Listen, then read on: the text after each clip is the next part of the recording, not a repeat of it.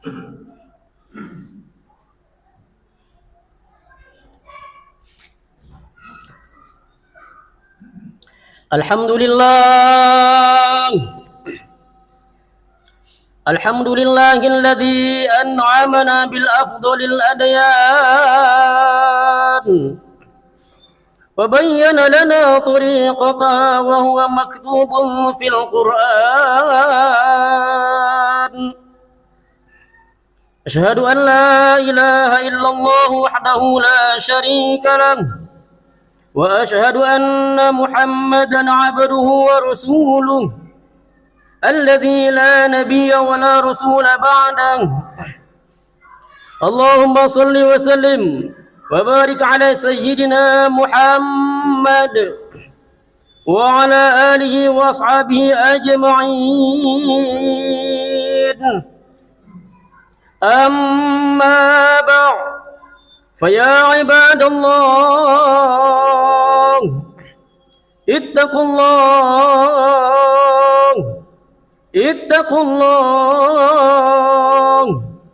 ittaqullaha haqqa tuqatih wa la tamutunna illa wa antum muslimun.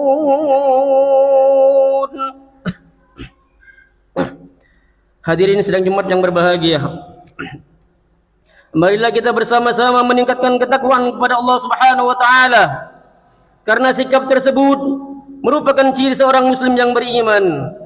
Semakin hari usia kita semakin bertambah, haruslah peningkatan umur itu dibarengi dengan peningkatan takwa.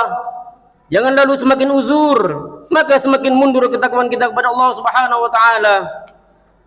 Allah Subhanahu wa taala berfirman, A'udzu billahi minasyaitonir rajim. Ya ayyuhalladzina amanu qu anfusakum wa ahlikum nara. Hai orang-orang yang beriman, jagalah dirimu dan keluargamu dari siksa api neraka. Quran surah At-Takrim ayat 6.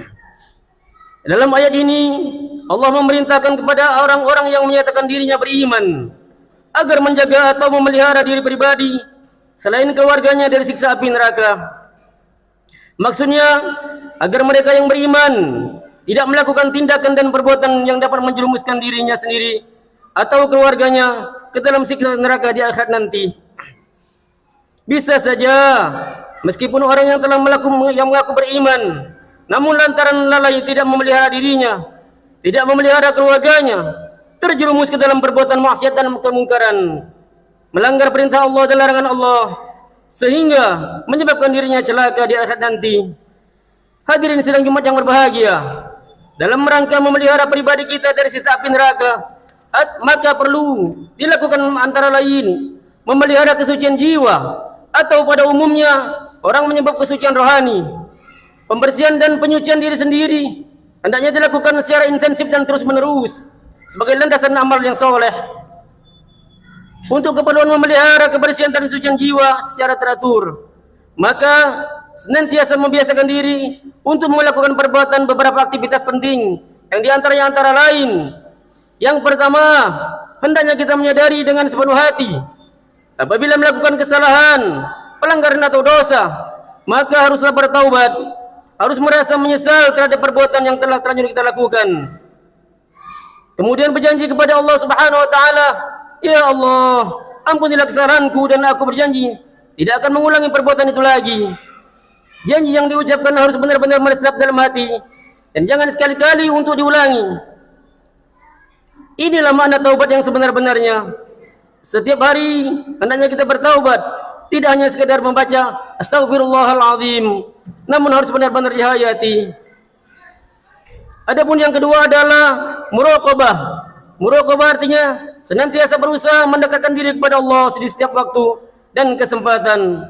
Jika kita merasa dekat dan selalu ingat dengan Allah, maka akan tumbuh suatu keyakinan dalam diri kita bahwa Allah selalu mengawasi kita.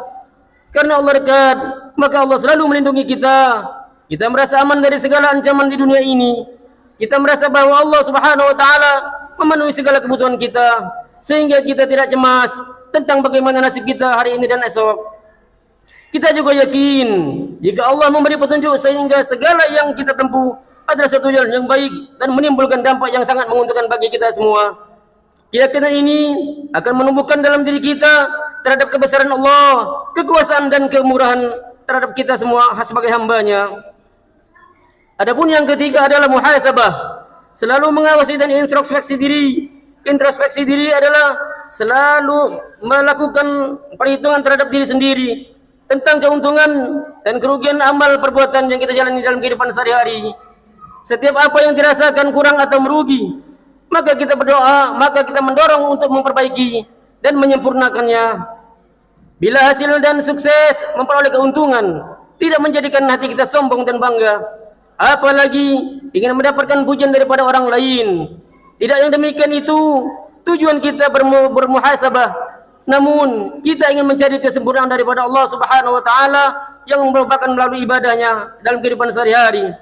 Nah, jika ini berhasil, maka patutlah kita bersyukur kepada Allah dan berharap agar Allah memberkati dan meridhai segala amal perbuatan kita sehari-hari ini. Adapun yang keempat adalah mujahadah.